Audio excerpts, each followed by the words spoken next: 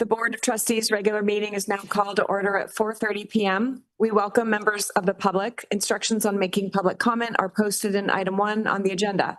We will ask at each action item if there is public comment. Armando, can you please take roll call? Here. Here. Here.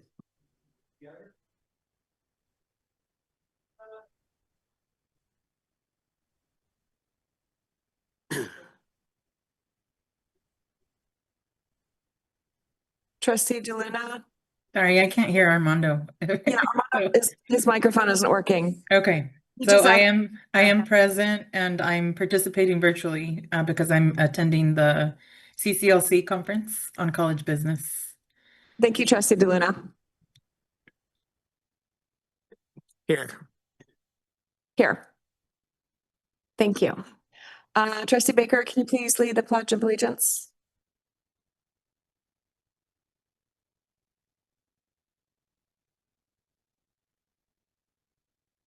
To the republic for which it stands, one nation, the God, indivisible, with liberty and justice for all.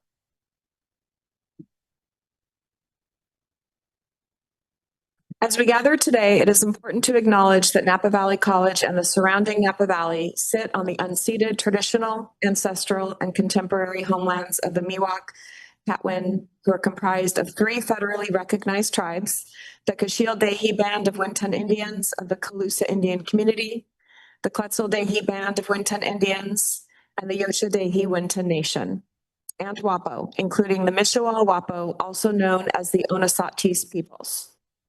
As part of Napa Valley College's mission of transforming lives through excellent educational and professional opportunities that are student-centered, equity-focused, and community-oriented, and in accordance with the college's values of accountability, integrity, inclusion, respect, social justice, and sustainability, we make this acknowledgement. We also affirm that this acknowledgement is insufficient. It does not undo the harm that has been and continues to be perpetrated against Indigenous people, the land, and water. May we hold steady in our commitment to be in solidarity and in action to seek equity and justice with the Miwok, Patwin, and Wapo peoples. Item 2.4, adoption of the agenda. I'd like to request that item 15.1, President and Cabinet reports, be moved to item 2.5. And also request to postpone consent item 8.14 to a future meeting. Are there any other changes to the agenda? If there are no objections, we need to do a roll call vote because Trustee DeLuna is remote. So let's go through the trustees. Student Trustee Dizon. Oh, yeah. Can I please have a motion first? I'll move to adopt the agenda as amended. Trustee Baker made a motion to adopt the agenda. I'll second. And Trustee Kishin have seconded. Roll call vote. Student Trustee Dizon. I'm not. Yeah, why is We changed the agenda, so Yeah. you just approve, sorry. voting to approve. For like. Approving yay or the nay. agenda for the night. So Yes. yeah, Because trustee was attending virtually, every vote will be taken as a roll call. Oh, fun. Trustee Kishnev? Aye. Trustee Baker? Aye. Trustee Rios? Aye. Trustee DeLuna? Thanks. Aye. All right, all those in favor? Oh, sorry. Sorry, everyone. I haven't done this roll call vote in a while.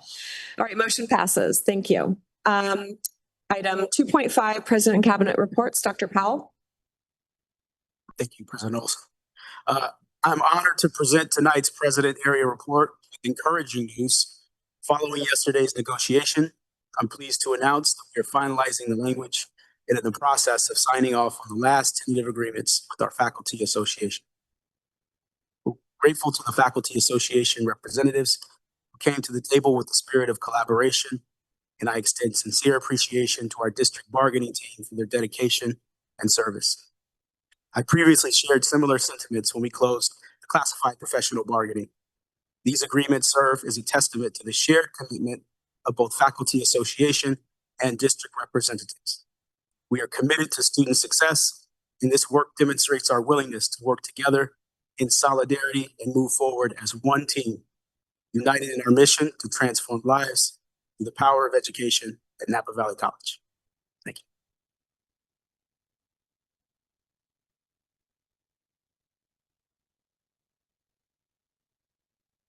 Yes, thank you. Caught me by surprise here. If I can call your attention to the Administrative Services Report, I'll just call your attention to one item here. Let's move to the first attachment, please. I'll share with you that we will be filing an appeal to the Board of Governors on the 50% law. And with a plan to make an effort to address that. I would share with you that the gap today is $1.1 million to close the 50% gap. That means either increase the commitment to faculty or decrease the commitment to operations or a combination thereof. Our effort here is to request a waiver of the 50% law from the Board of Governors with a plan in place to move forward. I'll share with you that we have a plan that will be due to the Chancellor's Office on December 1st. We'll make a copy of that plan available to the Faculty Association and the Faculty Senate. So that would conclude my announcement. I wanted to make the board aware of that filing. Thank you. That concludes President Area reports. Thank you. All right, thank you very much. We're now moving on to constituent group reports. Is somebody here from Associated Students? No. Kira, Classified Association report. Am I on? There we go.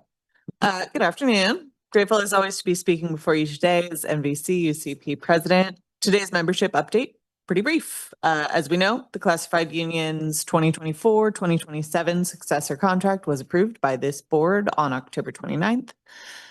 And I think it's safe to say that we're all relieved to have reached that benchmark and optimistic that the next one won't take so long. There are also a few positives that I can identify from the last year and a half of bargaining. First, active participation and engagement by our membership base is significantly increased. You may remember me reporting survey participation and vote results in the 90% range, and that level of engagement is our goal to maintain moving forward. In addition, we have a solidarity between faculty and classified that I think has been absent for some time on our campus. As our faculty colleagues, I'm grateful to hear, will be entering the home stretch with their own negotiations process. I just want to reaffirm that solidarity and share my gratitude for the mutual support we have between unions. As we move forward with our successor contract in place, my hope is that we can turn our attention to staffing critical vacancies to allow us to maintain the standard of student service that we value here at NVC. Further, I hope we can continue to develop a spirit of collaboration, mutual respect, and transparency between workers and management. Thank you. Thank you, Kara. Next up is Christine Tapia on Zoom. I'm here. Good evening, everyone. The Administrative Confidential Group continues to focus on collaboration and continuity while navigating challenges in resources and staffing. We provided constructive input on both the Technology Master Plan and the Student Equity Plan, and also supported outreach efforts such as the 20th Annual High School Breakfast to strengthen educational pathways and partnerships. Budget constraints and staffing adjustments remain a reality for all of us, and we share the concerns expressed by our faculty and classified colleagues regarding the sustainability and future of our programs and services. But while these challenges test our creativity and resilience, we remain committed to transparent communication and collaborative problem solving to seek solutions that prioritize student success and institutional vitality. And in closing, as we approach the Thanksgiving holiday, I would like to extend my heartfelt appreciation to all of you, the Administrative Confidential team, our faculty colleagues, our classified professionals, cabinet, the board, and our student leaders for your dedication to the work that we do. Thank you. Thanks very much, Christine. We have a written report from Matt Kronzer. Oh, it's in, okay. And John, please. Kenchalo. Hi, everyone. It's great to see you. So I'm very excited to be here as usual. Thank you so much to all the board members for their service to our college and to the community at large. It's always nice to get an opportunity to talk to you all. Dr. Powell mentioned it at the top that we did reach a tentative agreement with the district on a contract. Obviously, our next step is to put it in front of our members. We had a nice meeting today. Everybody was very relieved, I'll say, and we had a nice conversation about some of the details of the contract going forward, and that they are going to be voting on it over the next couple weeks.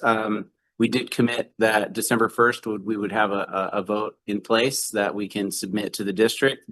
And so we will stick with that commitment and hopefully, have an outcome that can lead us into the next phase of our work here at the college. And the first thing I want to say, obviously, is that I really want to thank everyone involved. In particular, I want to thank the man sitting next to me right here, Dr. Forrest Quinlan, who was is currently our lead negotiator for NVCFA. His leadership and knowledge and expertise and tenacity are really unmatched amongst our faculty ranks, and which is why he has served so well in this position. So thank you so much, Forrest.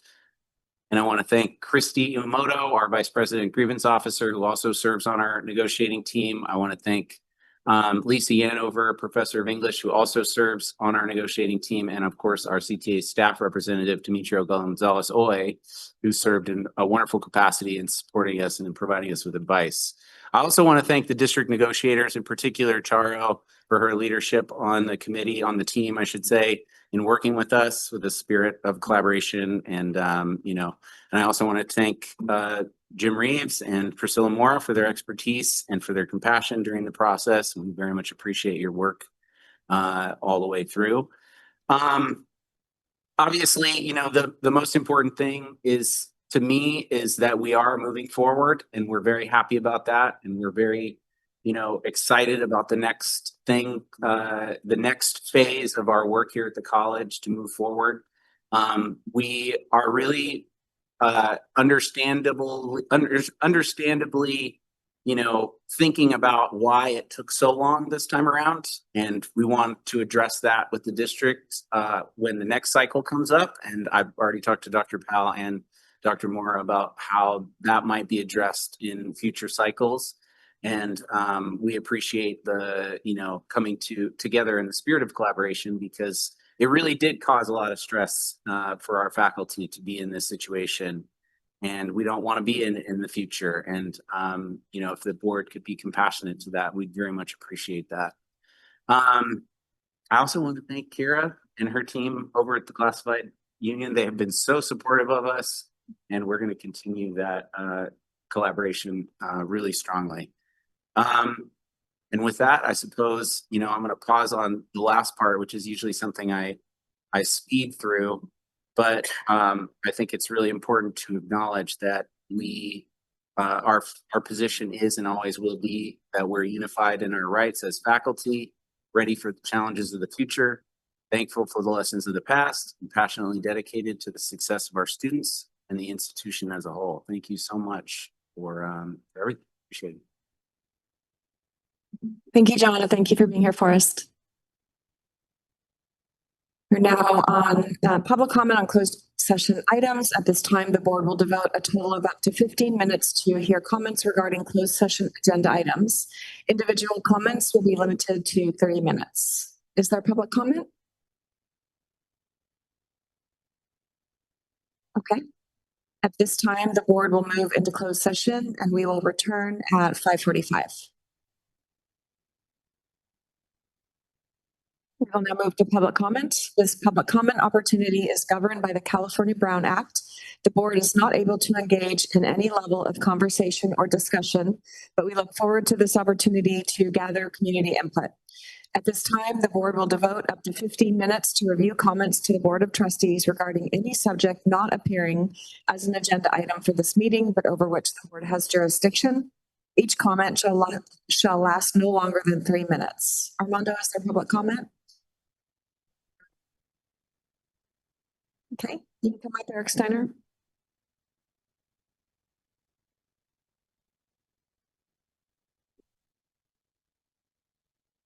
All right, can you guys hear me? So wasn't prepared to not have engagement. I was under the assumption that I would be able to engage. I sent out a formal demand letter for a problem that is occurring, and I've had zero response from any staff member. And I was also made aware that a certain staff member of the faculty is trying to coerce the board into not worrying about what I'm trying to address. I'm not 18, 19, or 20 years old. I've encountered some problems with some staff. The code and conduct of their behavior was what I started a process, or tried to start a process of communication. I was then, over the course of this process, came down to the campus and sat in the office of Alejandro's. And after months of waiting for documentation and emailing back and forth, trying to figure this out, Mr. Alejandro decided that he was going to call the cops on me and say that I was raising my voice. Mind you that 2 females were out front and he was behind a closed door. I've never encountered behavior like that before, but that's his choice. Cops came, said it was a matter of perspective. I said, hey, why don't you just go print the documentation out and I'll be on my way so I can figure out what's going on. Through these course of months, I had certain things happen and I was trying to figure out, what are you guys talking about? I had made complaints about some of the code and conduct of certain instructors, basically saying that I couldn't do something when I already knew that I could. When I spoke with Robert Miller, he said I couldn't do something. I went to his dean, Chris Farmer. He said, I don't know what he's talking about. Of course you can do that. Of course he can do that. That was done. It was over with. I like Robert Miller, but he said that I couldn't do something, which didn't make sense, didn't make logic. Second time was in Gary Strauman's class, Intro to 3D printing. Basically, there was an incident where a lady, I let her go ahead. She was doing work for her real estate company. And I asked to see if I could watch the screen. And Gary acted in a manner over a course of time and said, when I asked him, I said, can you tilt the screen a little bit? He basically, in a loud, explosive tone, said no. And I looking back on it, I see that he was joking, I guess. But it was very uncomfortable. After coming back to school for 35 years and being put in that kind of hostility, that kind of volatility, it was simple. I just wanted to learn. And he was helping somebody do paperwork for work when I was trying to learn. So next point of tension, there was a few points of tension, and I don't know whether it's me, my look, where I speak, I'm not sure. But I'm trying to address certain issues, and I was having a problem with my cognitive ability due to my health and working in these technical programs and asking questions. During the class with Gary, there were hardware and software failures. I've got 35 plus years in the computer science trade. I'm telling you and everybody else that listened, it was a complete and utter failure. They removed my tuition, but didn't remove my grade. That's been the biggest sticking point right now. Mr. Steiner, I just want to let you know that your 3 minutes is up. So if you can complete your thought. What's that? Your 3 minutes is up. No one here. Can I get an extension? I'm sorry, that's not our policy.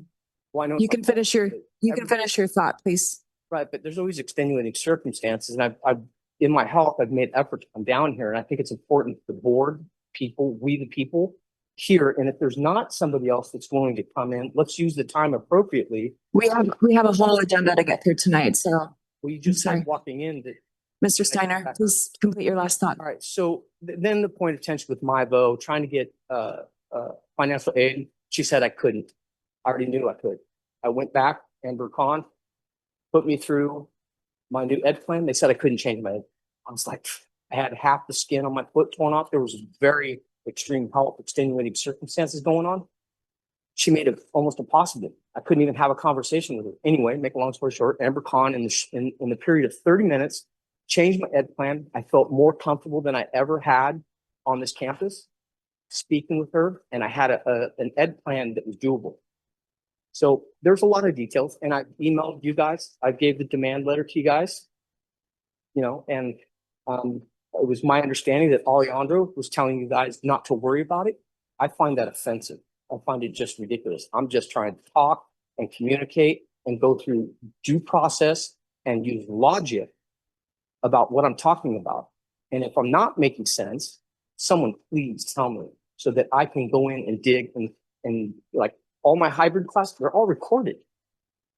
So the code and conduct. Thank you, Mr. Steiner. Thank you. Are there any more public comments, Armando?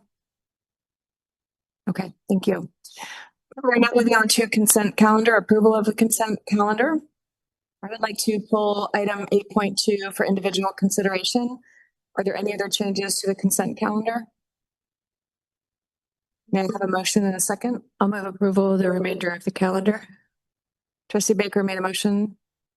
May I have a second? Second. Trustee Rios seconded. We're going to do roll call vote. Student trustee Dizon. Aye. Trustee Kishinev. Aye. Trustee Iverson. Trustee Baker. Aye. Trustee DeLuna. Aye. Trustee Rios. Aye. And I'm also an aye. Motion carries.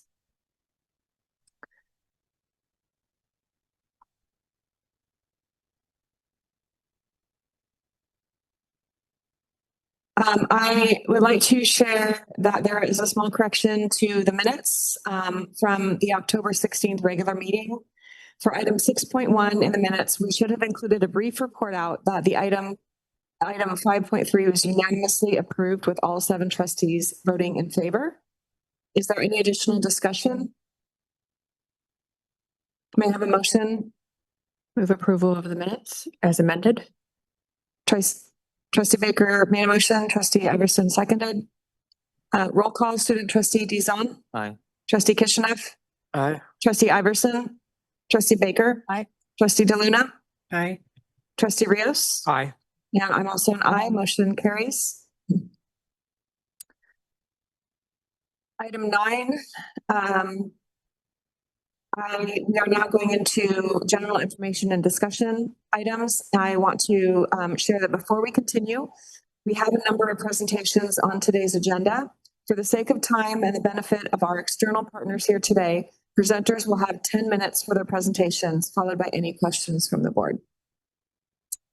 Information, item 9.1, Technology Master Plan, Dr. Mora.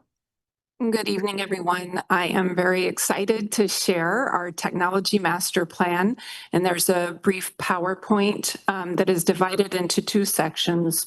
One is to give you a little bit of background about the development and process for the plan. That was the plan itself, and so I'm not going through that in detail. It's attached for your reference. The second part of the PowerPoint is a summary of the 7 major goals that are encompassed in the plan. So the very first item, which is the PowerPoint, starts with a little bit of the history.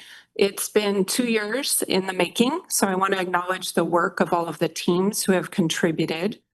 And you'll see on the second slide, Armando, would it be possible to show the PowerPoint? Thank you. Yeah. So you'll see on the second slide the 2023 processes.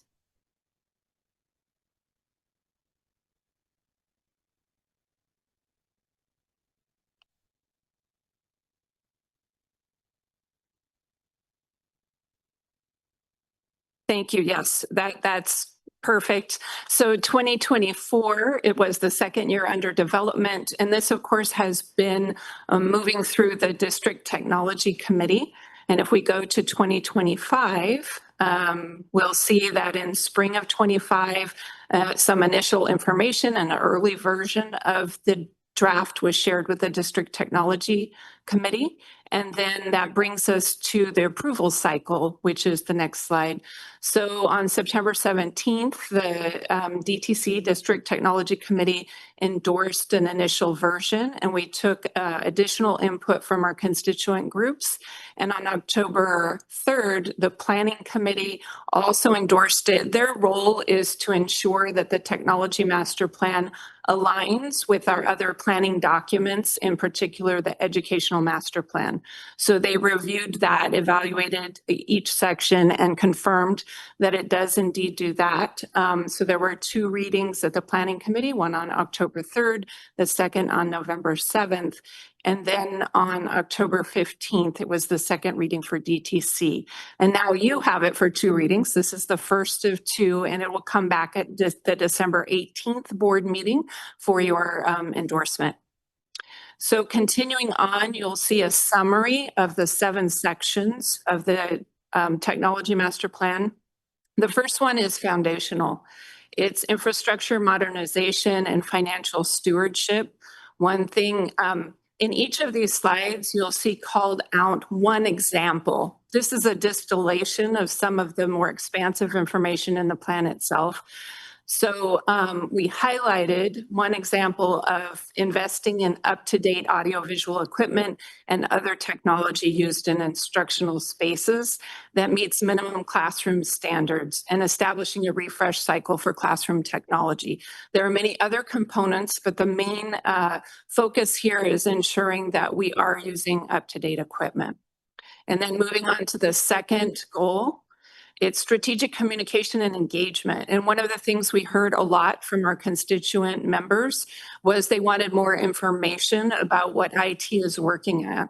So developing a regular technology newsletter for students, faculty, and staff is one of the key performance indicators under this goal.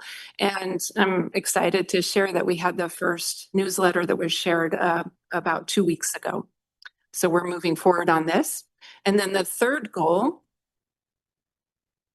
is focused on distance education and designated teaching college. And a big part of this is there's something called Peer Online Course Review, or POCR. That's a confusing acronym, but it's really a set of standards that the California Virtual Campus Online Educational Consortium has established as kind of a gold standard for online instruction. So this is one of the goals, is to ensure that we are coming into compliance with that gold standard. And then the fourth goal is student-centered digital transformation. And then one of the KPIs for this one is to increase access to loaner laptops and Wi-Fi hotspots. We currently loan those out through the library, and we did have some that were purchased during the COVID pandemic, but we want to make additional investments. In fact, are investing another $100,000 to provide 88 more laptops that will be purchased in time for the spring semester. So we are also moving forward with this. And then item number 5 is inclusive digital access. So a key performance indicator here is providing accessible technology accommodations for students with disabilities, including alignment with updated Title II accessibility requirements. So you may have heard that effective April 2026, there is Title II accessibility that we need to be compliant with, and this applies to both our online courses as well as our website. So this component is really focused on the Canvas integration, which is our online learning tool. And the 6th goal is ethical and transformative use of artificial intelligence. So one of the subcomponents of this is to develop a standards set of guidelines for use of ethical and transformative AI technologies. And the way that we are delivering this is through development of an administrative procedure, which is actually nearing its final version. So that will ensure that our employees know where the guardrails are around that. And that brings us to the final one, which is cybersecurity vigilance. That's something that undergirds everything that we do. So we want to continue and expand our use of security audits and system health checks. So if we move to the next slide, you'll see that we also have an assessment plan built into the technology master plan, which is that the DTC, in conjunction with IT and other relevant campus partners, will review progress on those 7 goals annually, and a progress report will be published as part of the DTC's report each year. So that will come out in June of 2026. So I'm happy to answer any questions if you have them about the Technology Master Plan. And I want to also especially express thanks to all the people who contributed to its development. Questions, Trustee Baker? I'm just curious about the ethical and transformative use of artificial intelligence. Is there going to be training for staff that will kind of wrap around that, like how to use AI appropriately and effectively, not just the rules, but how to? Yes, so we have an incredible faculty coordinator of distance education, Kathy Gillis, and she is already providing that training. We have several tools in Canvas that she's created, both online tools, in-person workshops. She's provided training at the Fall Flex, and she continues to offer one-on-one trainings for faculty who need that. Any other questions, Trustee Iverson? And if I missed it, I apologize, but what are the top goals of it? In the last slide, you mentioned the goals. The primary focus areas or the KPIs, the key performance indicators? Both of them. So the 7 are not really in order by priority. All 7 primary focus areas are considered essential. We can't do without any of them. Okay. Within the key performance indicators, so if you look at the full document, which is the second attachment, each one of them has a number of performance indicators. All of those we also consider essential. So over the 3-year span of this plan, our intent is to make progress on all of them. And then when we do our annual assessment, we will hopefully be saying, yes, we did that. Yes, we did that. Here's where we can improve. Here's where we can augment or modify. And then at the end of the 3-year plan, I am hopeful there's none that we haven't addressed, but if there is, then that should continue forward into the next edition of the Technology Master Plan. Thank you. Any other questions? Thank you, Dr. Mora. Thank you. Oh, we have one more question, Trustee Baker. About AI again, is the district investing in like good AI or like paid AI, or are we all just using the free stuff? So the Chancellor's Office actually invested in an AI tool which is integrated in Canvas. And we also have, as part of the Microsoft suite, we have Copilot, which is integrated for all employees and students. So those are the good AI tools, I think. And Panorama is one of the tools that instructors use to really check on how that is operating in their courses. So yes, we do, and it's ever evolving. So we'll continue to assess what the needs are. All right, thanks, Dr. Mora. Action item 9.2, Student Equity Plan, Dr. Mansami. This is the second reading.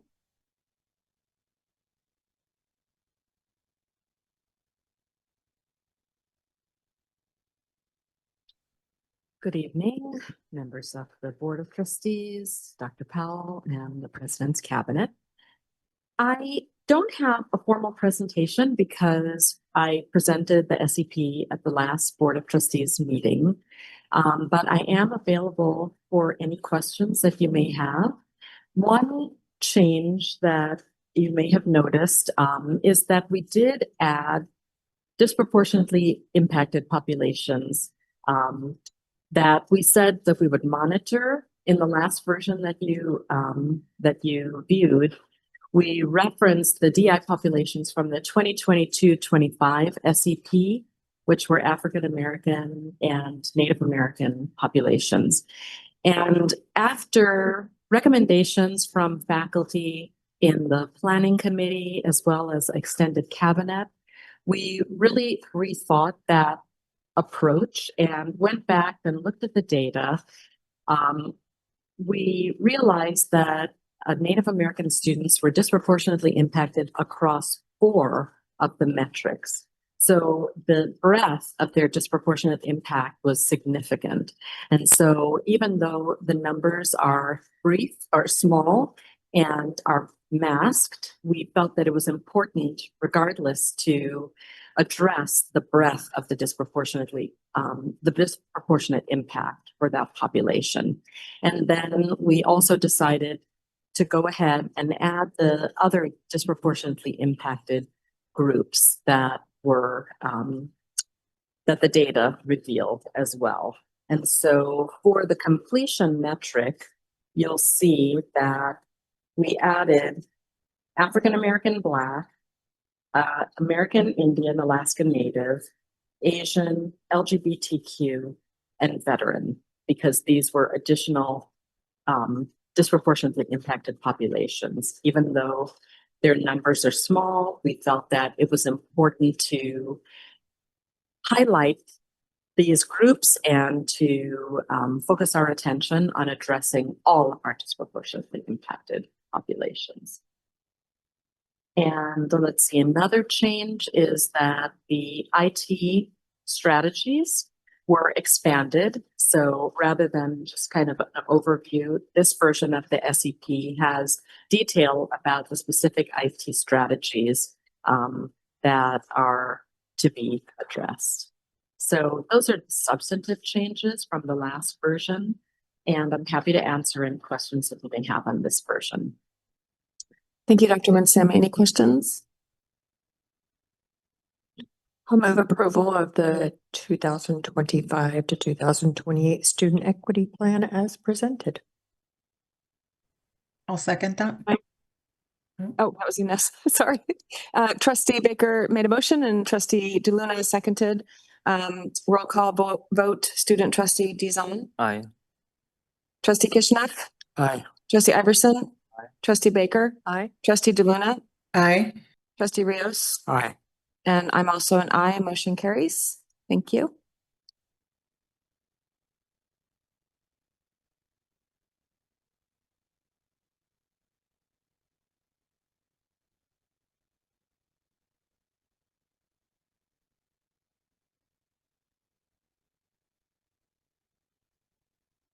Thank you. Information item 11.1, Basic Needs Center updates. Dr. Guerrero. Good evening, Board of Trustees.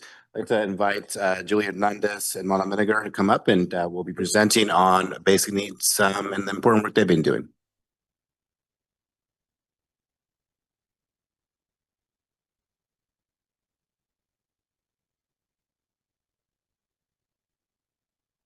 Good evening, everyone. Thank you so much for providing some of your time tonight, and thank you to the Board of Trustees for hearing our exciting updates.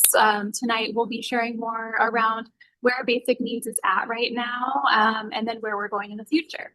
So we'll start with some introductions first. My name is Julie Hernandez, coordinator of the Basic Needs Center. My name is Mona Minigar. I am the Student Affairs Analyst at the Basic Needs Center. We also have Leah Ball and Christy Lopez, who are both our part-time staff. They are students and they are integral to bringing the student voice to the work we do at Basic Needs. And then we'll quickly touch on some data as we get into our updates and start off with our mission. The Basic Needs Center is a welcoming, stigma-free space for Napa Valley College students to seek resources that could positively impact their success academically and personally.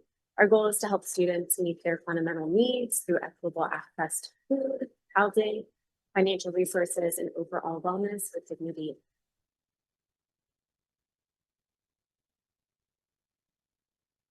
So I'm looking at some data here. On the left, we have some results from the Real College survey in the last year. Real College of California, this is specifically for Napa Valley College. Really small right now, the numbers. I think it's like 116 total students surveyed.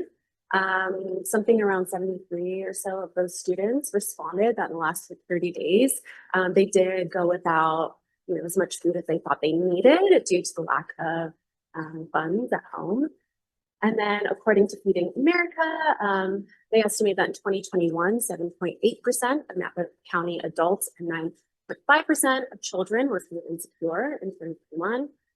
And 61% of food insecure adults meet the income, 61% food insecure adults met that income eligibility for food assistance like crutch. So looking at our data from academic year 2024 and 25, we helped 720 unique students at the Basic Needs Center. That it breaks down to about 2,715 visits specifically for support with food and hygiene. And then zooming in a little bit in the spring semester 2025, we supplied about 600 pounds of groceries to students, 692 essential items, including soap, personal care, school supplies, and 200 fresh meals. So one of the big things we do at the Basic Needs Center is providing support with resource navigation. That is with resources both on campus and in the community. Recently, we've been formalizing our one-on-one support and streamlining it through a referral form where students and staff can refer students for support, and it also includes a brief application for our new emergency grant. We also, of course, support students who drop into the center. We have our pop-up events. We've been building out our website. You can see here, this is a snapshot of our website, and each of these buttons lead to different resources, both on campus and in the community, that we regularly update with new resources and referrals as we build out our partnerships. So in addition to all of the different service areas that Mana covered, we also provide students with direct aid on site. So highlighting a few of those areas in these little picture bubbles, we have Stormy's Essentials, and that is our weekly grocery, hygiene, and snack program. So students can come in once a week and pick up those items directly at the Basic Needs Center. And we're now on a credit system where students can utilize that. We also provide snacks through our free vending machines at River Trail Village, which we load up weekly as well. And then we're really proud of Stormy's Closet. That is our donation clothing area where students can come in anytime during the day, grab a jacket, a sweater, some clothing for their kiddos on site as well. We also wanted to highlight some of our really amazing partnerships that we worked pretty hard to build up. Just to highlight a few of these, we work pretty closely with First 5 Napa, and we are a site where students can pick up free car seats through their Safe Seats program. As Mana mentioned, we also have our emergency grant available to students, which is new this semester, where we can provide direct emergency aid to students who apply. We provided workshops throughout the semester. One recent one, we partnered with Golden State Opportunity to provide students with financial wellness information about tax credits. And then we're always looking for ways to increase our participation with student parents. And we've been working really closely with Title IX to host some different student parent support programs, books, clothing, toys on site as well. And then we did want to highlight tonight, just due to some of our more recent times that have been happening and that have been really impacting our students, our response to the government shutdown and the delay of CalFresh benefits. So we listed out, these were the 5 steps that we took to support our students throughout November, and this will go through the end of this month and throughout the rest of the semester. So we did provide students with additional food pantry credits if they received or if they had a CalFresh delay. We have our emergency grant, which is live. We provided culinary meals and partnered with our culinary program. And we're really proud to share that we made over 350 meals, frozen meals for students. We continue to receive food donations, specifically with our partnership with Feeding It Forward, as well as our generous community donors who pop in and drop off items at the center. And then we also sit on the Napa Food Access Coalition, which is a coalition of individuals across Napa County. And it's a really amazing shared space to just learn what's happening in Napa in regards to food access and support.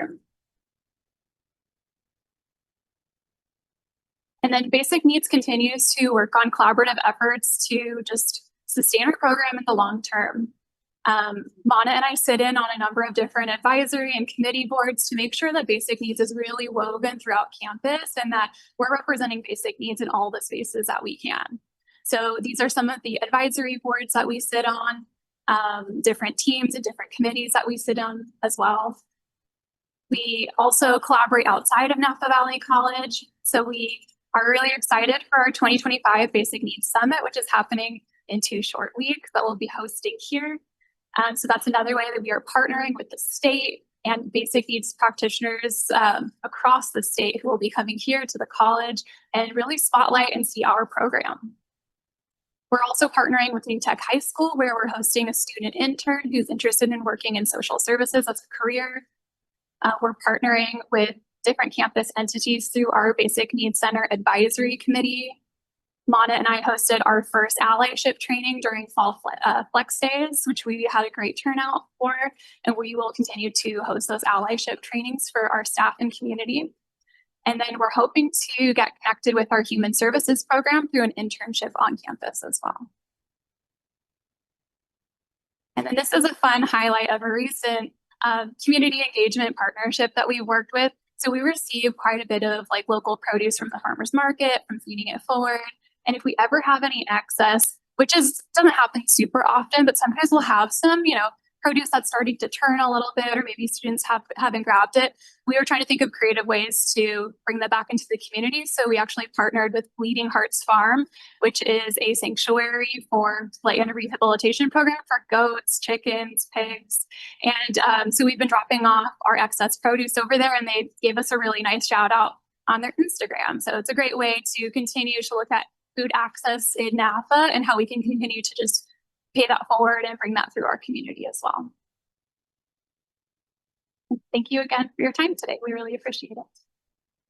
Thank you so much, Julie and Mana. I have one quick question. Few questions. Just one quick question. Where is Bleeding Hearts Farm and do they take visitors? That's our question. We were like, we want to do like a staff field trip. Yes.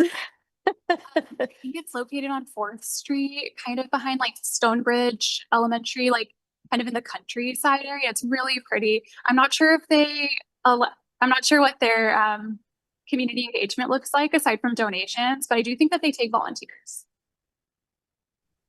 And I just wanted to say something. I'm not sure if somebody else is talking. No. Go ahead, Trustee DeLuna. Okay. I just wanted to say that there's a lot of excitement around the summit on December 5th. So I hope we're ready for a large crowd of college trustees and administrators, because I've heard a lot of pushing for the attendance and also just excitement around being in Napa on December 5th. I have another question. What is your biggest need right now in the Basic Needs Center? Great, which I'll add my 2 cents in and then I'll pass it to Mana. I think we're always really grateful for any donations that the community can support us with, especially clothing donations have been really helpful for our students. As we're getting into the colder months, students have been coming in daily and have really been liking our coats, blankets, warm clothing, and then also any food donations are really helpful to help us with our funding and helps provide students just with a variety of food options as well.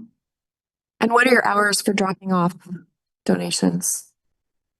Yeah, so we are open and available Monday through Friday, 9 a.m. to 5 p.m. So anyone is welcome to stop by during those hours and can bring their things by. We're always happy to take them.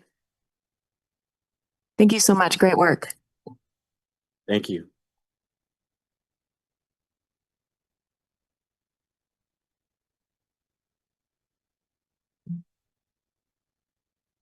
All right.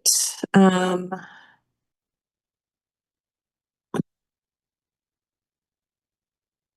12.1, and this is an action item, College and Career Access Pathways Partnership Agreements Amendment. Dr. Mora?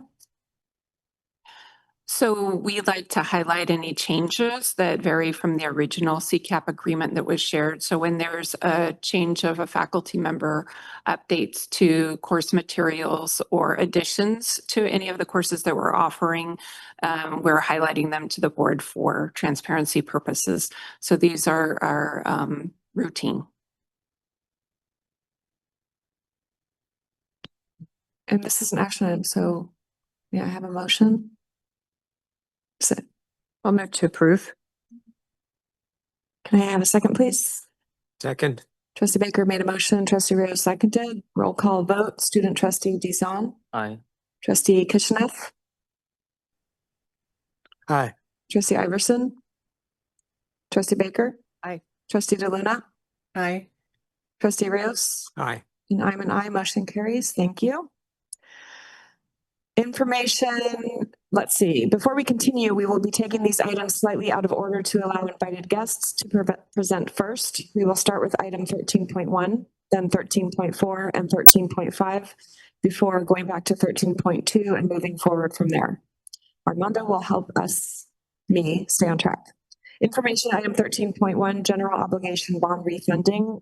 Vice President Reeves. Thank you, President Olson. I'm not sure I can follow the good news that Basic Needs is doing, but I think we have some good news for our taxpayers in the college here. We have an opportunity to refund or refinance a general obligation bond. And this is presented as an information item today. And should the board wish, it will be moved to a resolution for the December meeting. I'd like to introduce two gentlemen who are experts in this area. Mr. Karma Pemba of Capital Markets, who is an underwriter, and Mr. Blake Boehm from KNN Public Finance, who is a municipal advisor. And gentlemen, can I invite you to the microphone? And they will provide some background information about the refinancing and the impact on our local taxpayers. Karma?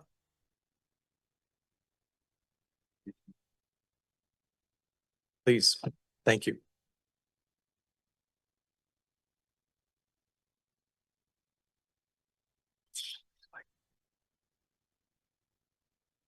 Good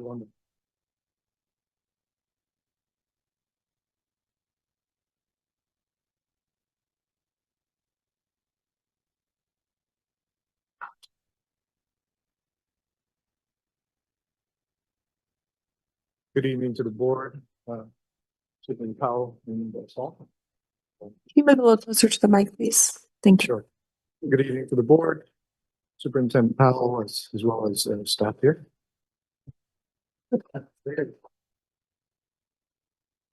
As VP Reeves mentioned, we're here to talk about potential refinancing opportunities for the district, save taxpayer money.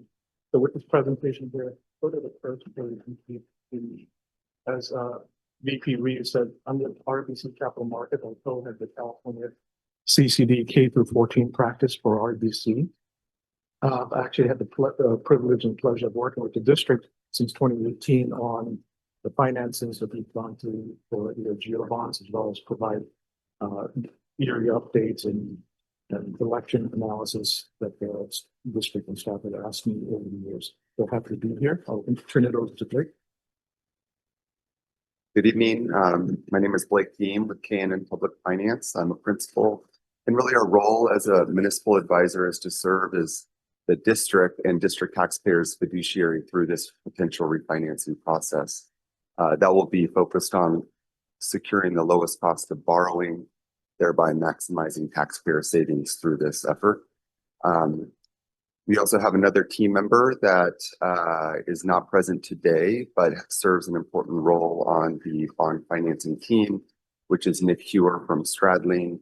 He serves as bond and disclosure counsel, which really helps us through the process, stay within all of the state and federal legal guidelines. He also is the primary author of all of the financing documents themselves and a resolution that would potentially be presented in front of the board should you desire. On the first page of the presentation, just looking at really all all of the bonds that are outstanding, how they've been issued and what increments, tying back to the Measure N authorization that was approved by district voters back in November 2002. At that time, 133.8 million was authorized.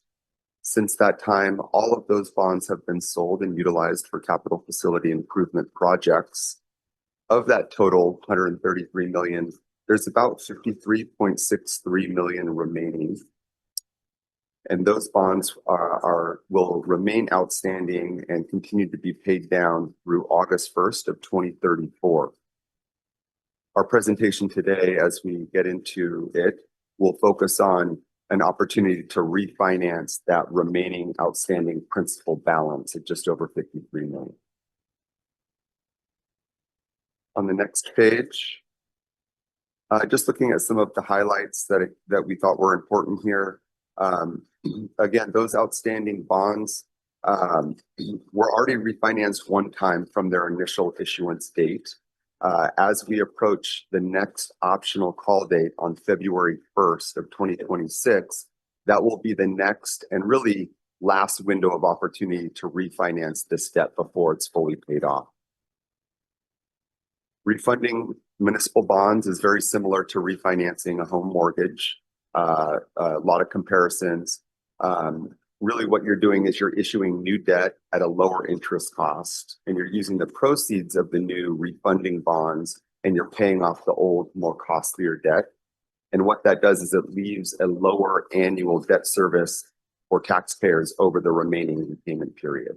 So it's not dollars that go to the district or utilized for projects. It's really a fiscal stewardship effort to make sure that the district is doing everything it can to ensure that the commitments that were made by the community back in 2002 for that bond measure are being minimized in terms of the out-of-pocket cost. Turn it over to Karma to talk a little bit more about markets and potential savings. Thanks, Blake. I did want to add one thing to what Blake just mentioned in terms of the home refinancing analogy.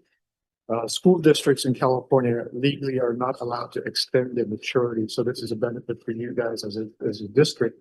If you do a home mortgage, you've paid it 10 years in, and then you do a 30-year refi, well, your mortgage is again 30 years.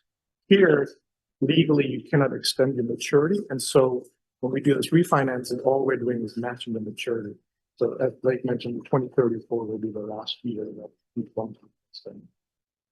So again, what's going on in the market that's created this opportunity? As everybody knows here, over the past two and a half years, interest rates have risen quite dramatically. And then in 2025, inflation and some other factors. But in 2025, we've actually seen rates decline considerably. Part of that is inflation has decreased over the year, as well as economic indicators that are coming in weaker, forcing the Fed's hand to lower rates. And so we've seen that, if I compare the 5-year MMD rate, so that's the municipal benchmark similar to the Treasury, from January to today, it's gone down almost 50 basis points. If I compare the 10-year from January to today, we're at almost 30 basis points lower. And so that has contributed to this refunding opportunity. So there's two things that are happening: higher rates to lower rates, and also in our world, what we call rolling down the curve. So if you think about these bonds were issued in 2018. So the 10-year maturity in 2018 is now a 3-year maturity. And so bonds, interest rates are usually the increase in the duration, right? So the longer you go out, the rates are higher. And so that 8-year maturity is now a 3-year maturity. And so the chart there on the right really shows you that example. The blue solid bar, those are the rates for each of those years when we issued the bonds in 2018. So the green one would be the new rate for those equivalent maturities. And so the delta, the gap between those two is where the savings really generated here. And as Blake mentioned, since the policy is February 1st, 2026, and these bonds really only go out to 2034, once you refinance this, we will be issuing it as non-callable, so you won't have a chance to refinance this anymore. The other thing that's benefiting you as a district, if you do want to move forward with this opportunity, is we're looking at selling these bonds and locking these rates around January, February. And what we have in our market is what we call the January effect. You as an issuer, there's more supply, less supply in the market and more demand in the early part of the year. So you have the supply demand dynamic in your favor. And so if we go to the next page. So what does that translate to, right, in terms of dollars and cents? So if we refund those 2018 bonds based on current market conditions, we're looking at almost $5 million in cash flow savings for the district. I want to be very clear, this is net of all expenses. So even though on the paper it's gross savings, that just means it's nominal value. If you look at it as present value savings, we're at 4.2 million. As a district, when you're looking at refinancings, some of the things you might consider, is it the right time? Is the savings enough? So one of the things that we like to show is the GFOA recommends looking at a refinancing once it hits 3% present value savings. Currently, we're almost 3 times that number, at about 8%.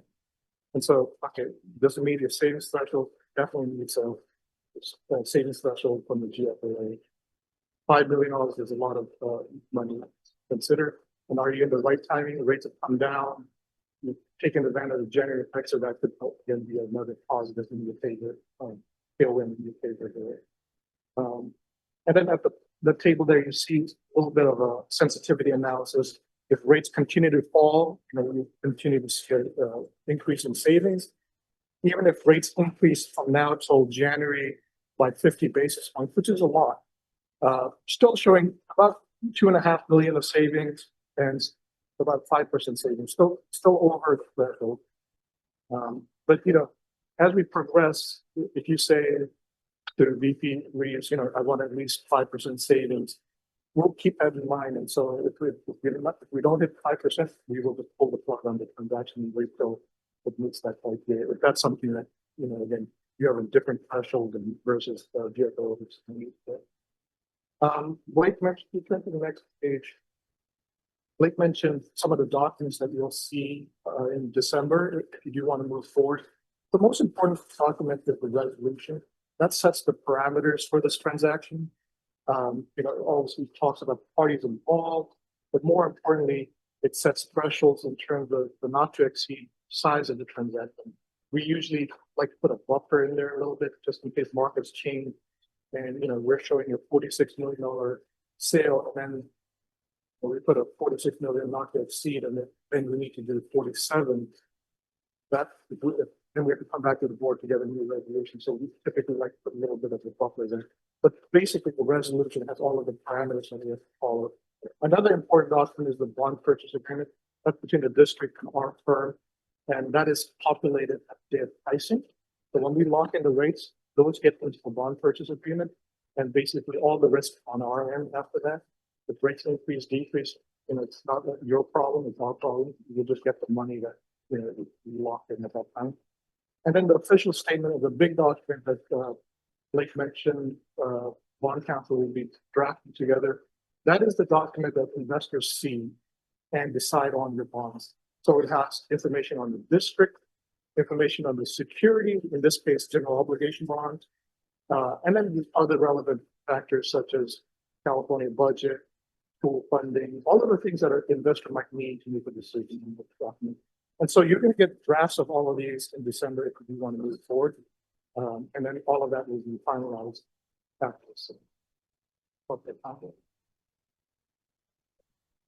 Yeah, so really the last piece of our presentation is just to walk through some of the milestones should the board wish to give direction to proceed. Really what that would mean looking forward is we would be targeting your board meeting next month in December to bring these documents that Karma had just mentioned for a resolution as an action item for approval, and then the corresponding documents would be attached to that resolution, allowing us to continue forward with the refinancing process. In addition to that major step for board approval, we would have to simultaneously look to engage with rating agencies every time, whether it's new bonds are sold or bonds are refinanced, a rating needs to be assigned. That will be placed on the cover of that preliminary official statement that Carmen just talked about, and helps with the investors' evaluation process on the appropriate pricing and considerations for the district's refunding bonds. So that would happen also in December. And then really, we would pause over the holidays and come back at the new year, and we would post that preliminary official statement with the goal of setting a pricing date, which is really the date in which interest rates are locked in, and thereby taxpayer savings would be locked in. And that would be tentative scheduled for mid-January. Right in the calendar here, we have it targeted for January 14th. And then about 2 weeks thereafter would be the closing of the refinancing transaction, at which time documents are signed, proceeds from the refunding bonds are transferred over, and then used to call those outstanding bonds shortly after the call date, about 2 days after, which is the business day, February 3rd, is what we're currently looking at. So the old debt would be retired, and then the county's process, as it gets through the spring and into the summer, they would be doing their tax rate calculations for the upcoming year, and that would be based on the new lower interest cost debt that would have been executed in February. Correct. All right, thank you, gentlemen. Are there any questions? Trustee Baker? Is the assumption that as that new tax rate is calculated, that everyone will have the same level of reduction, that kind of near 7.8, or is that fluctuate depending on something? It would be, so it's an ad valorem tax that pays for the GO bonds. So it's really proportional to the assessed value of a homeowner's property, which varies house to house, homeowner to homeowner. So it wouldn't be exact, but that savings would be spread to all of the homeowners throughout the entire district. But percentage wise, it's about the same, like the amount would be different based on your value of your property, that the percentage would be roughly the same? Yes.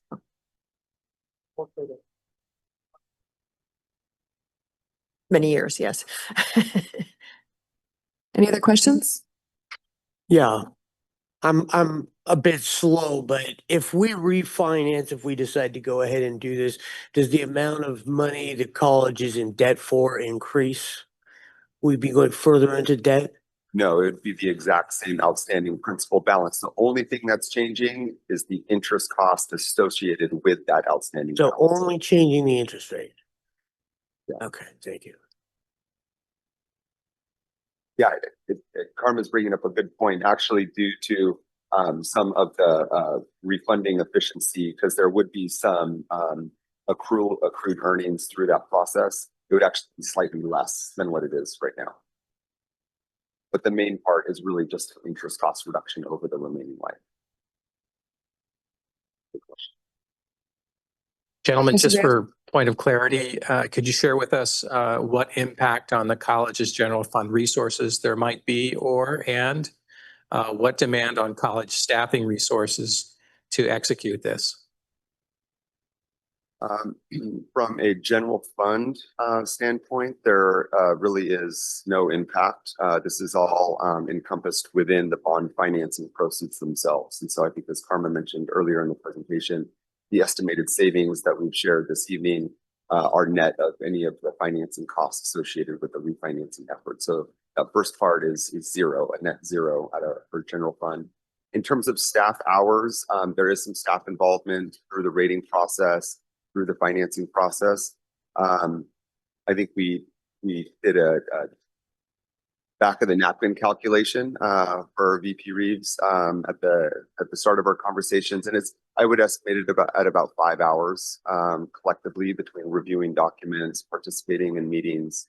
That's where we landed on that. Our firm, we're very good at working together. Most of the get out of the thing, those things. So what I would say is, the reading presentation that we did about the about, 95% done. Both of them double check up. You guys get really represent. So that's the hard look. In terms of the pricing is a 2-day process, but in terms of VP Reeves' time, it's really only an hour between the 2 days. Thank you. Trustee Iverson, did you have a question? No. Good. I have a question. Trustee Rios. Could you explain, you said that this is our last opportunity to refinance these bonds because they become callable on February 1st, 2026. Could you explain that a little? So what does that mean exactly? Who can call those and what is that? I'll start and then you can back up. The marketplace generally has a call period or protection period. So when municipal bonds are sold or refinanced, those investors that are purchasing the bonds, they don't want them immediately called by the issuer or refinanced. They want some period of time so they can earn interest that they committed to when they purchased the investment. And so given that we're at the last 10 years of what was originally roughly a 30-year bond financing, you fall within this 10-year period, and that 10-year period happens to be the time where the benchmark that investors want to see a minimum amount of time to be able to hold their investment. So, you can pay up for a shorter call, maybe a 9-8 year. You start really losing some reception from a large audience of investors if you get much lower than that. But paying up for a shorter call when there's only a very small amount of bonds remaining, it's not going to be very cost effective to go with that strategy, which is why Karma had mentioned we would anticipate this final refinancing effort with 10 years of bond maturities left to be non-callable, primarily as a function of just market demand. Thank you. Yeah. Yeah, with his explanation, I understood that. That's great. Thank you very much for that. All right. Thank you very much for your time. Thank you, gentlemen.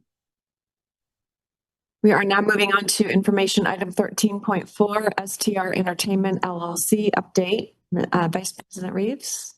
Thank you, President Olson. I'd like to invite Mr. Ken Tesler to the podium.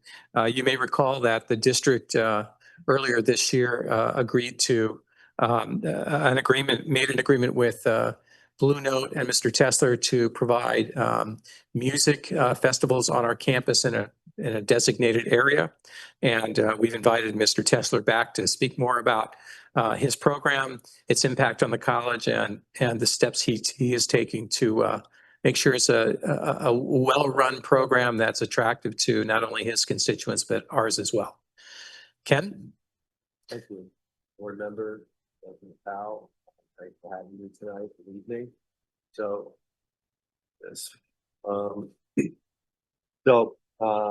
Vice President Reeves invited me here I think you're all aware of what we're doing, but since we're going to be doing well over 100 shows and over 100,000 people per show, I thought you might want to know that was a joke. You are kidding, aren't you? That's not a stand-up, but I figured I'd let you know. So anyhow, most importantly, I want you guys to know who's kind of behind all of it, and my background, company's background, and then some details about what we plan hope to do here. So start with Ken Tesler. I'm going to kind of look at my laptop here. Thank you. But I've been doing these types of events for over 20 years. And I have a wide variety of experience. I've done music festivals for up to 35,000 people a day, kind of on the scope of bottle rock. And I've also own and operate on the other end of the spectrum, the Blue Note Napa. We've been here for the last 9 years, and I'll speak a little bit more to that, so you guys understand what's going on with Blue Note Napa. I'll do that in a second. And the Blue Note Napa is 175 people per show who shows it. So, and I've run venues everywhere in between. And you may know we did the Oxbow River Stage here in town, which is up to 6,000 people. Back on the East Coast, I did a thing called Governor's Island Beach, which is 3,000. So, and another number of other big events or festivals ranging from 10 to 20,000. So, myself, my staff, many of whom are the same people through the years, have a tremendous amount of experience putting on shows like this, dealing with this kind of talent, most importantly, dealing with crowds of that size. So we have a proven track record over these years.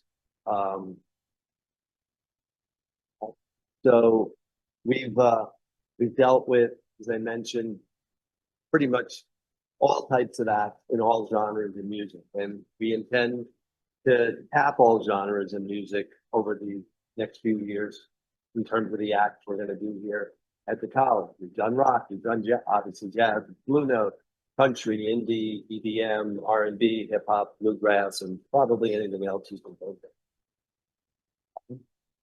of. Victor, Blue Note, we've had Carlos Santana who's local, we've had the Foo Fighters, and a range of other acts, ranging from great local talent to the biggest stars that you put out. Heard of them. I was mentioning the Blue Note summer sessions. We also do down at the Meritage Hotel. We've been doing that for the last few years. We started up at Crude Winery. It was something that grew out of COVID when we couldn't open the club. So we decided once we were allowed to open the club outdoors, and it's just grown every year. So we do a bunch of shows down there at Meritage. One of the things that I'd like to say about all these different venues, in fact, on the major events slide that you see up there, there's pictures of the big festival we did in Liberty State Park. There's Governor's Island, there's Meritage. We and my company and my people specialize in going into public spaces or spaces that are not otherwise normally concert venues. You know, Live Nation and AEG Live, which is big 800-pound gorillas in our industry, and have taken over many of the independents like myself. They own venues. They own the Staples Center. They don't need to work as hard as we do to find great places for live music.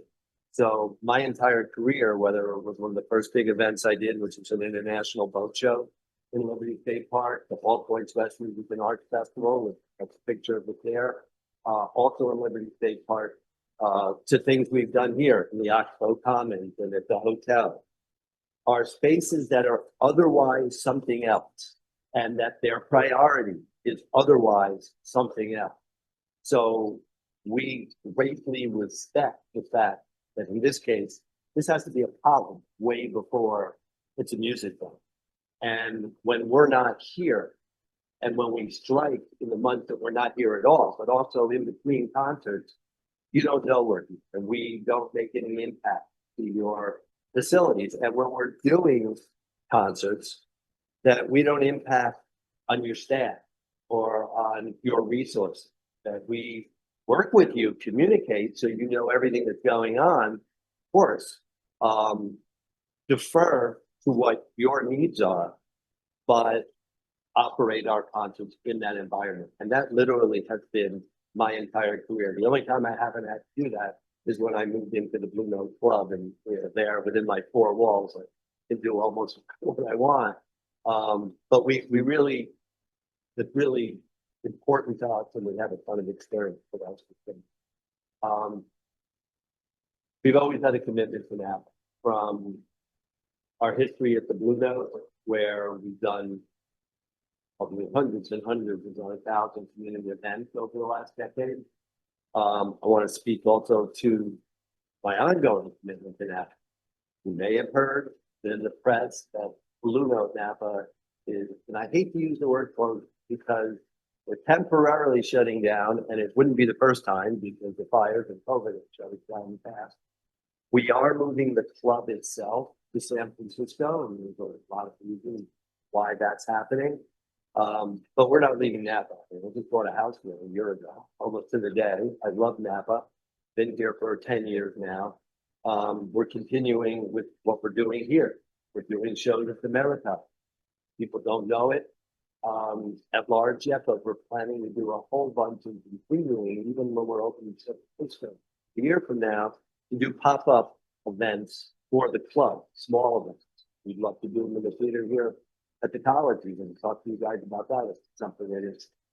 So our commitment to Napa is not going away just because the club itself is.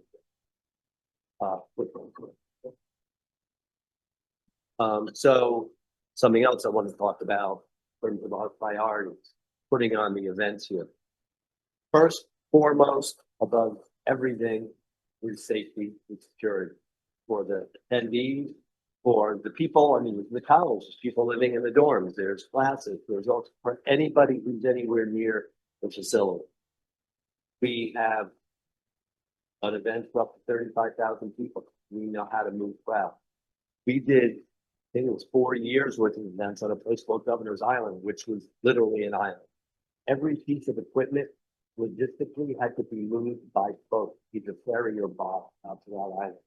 Every attendee, and we did events up to 20,000 people a day out there, had to be moved by ferry. There was no bridge, there was no tunnel, there was no, it was the only way to get people out there.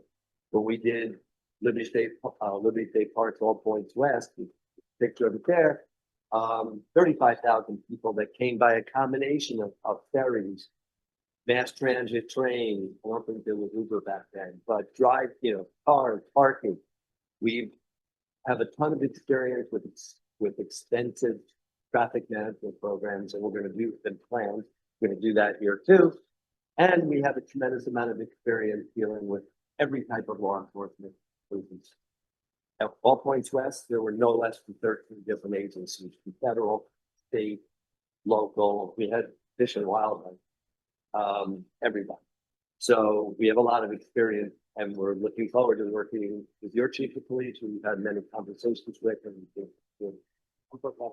and we always defer the local law enforcement what they want. We do the same with fire. We do things permanent properly. Egress is good. We always have ample and more than ample medical in the surrounding area and at the facility, depending on the south. So I wanted to speak to that and to our experience. Real quickly, the last thing is neighbors and sound. We work in the arts, but we know about neighbors, and you have neighbors, far less, yes.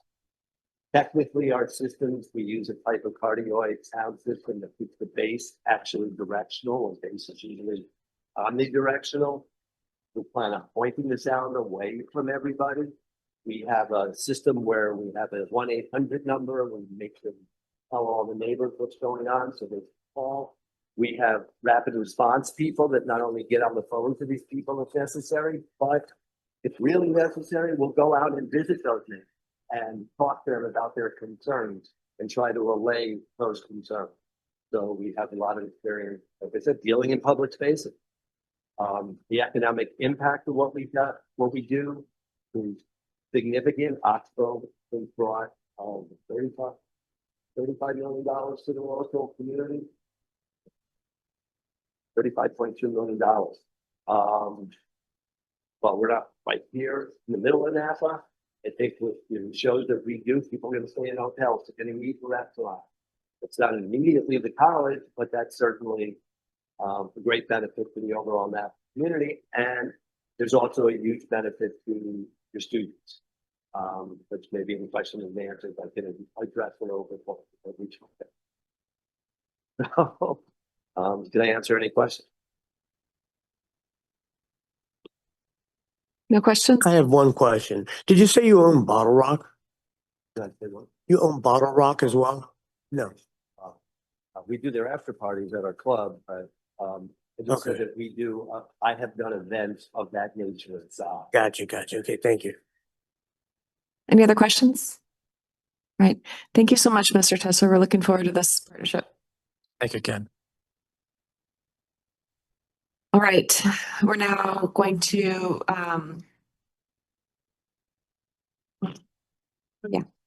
focus on information item 13.5 Eco Green Solutions. Vice President Reeves. Thank you, President Olson. In our continuing efforts to manage our energy profile and to be conscious of our footprint, our carbon footprint, we have engaged with the firm Eco Green Solutions to look at some opportunities to address how we can improve energy efficiency and improve some of our electrical systems on campus. So I invite, who's going to speak first? Corey Brophy, please. Excellent. Thank you, Mr. Reeves, Dr. Powell, trustees, board members. My name is Anthony Mitchell. I am the managing director of Eco Green Solutions. My colleague with me is Corey Brophy. He's the director of programs and processing for Eco Green Solutions. So we are what they call a trade professional with the Pacific Gas and Electric Company, and we are a energy services company registered with the Federal Department of Energy. Our goal, and we've been working with the college since early 2024, our goal is to access funds that the college pays into every single time that you guys pay your electric bill. And what we have done is we've done a full site assessment throughout the entire campus. And we've gone through and looked at the items that the program that you guys pay into would pay for to upgrade in order to upgrade facilities and assets, in order to offset the rate increases, lower your energy consumption, basically upgrade the assets of the property. The college pays about 10% of your entire electric bill into this program. And this is the only way to get any of these funds out of that fund to be able to be spent back on the college.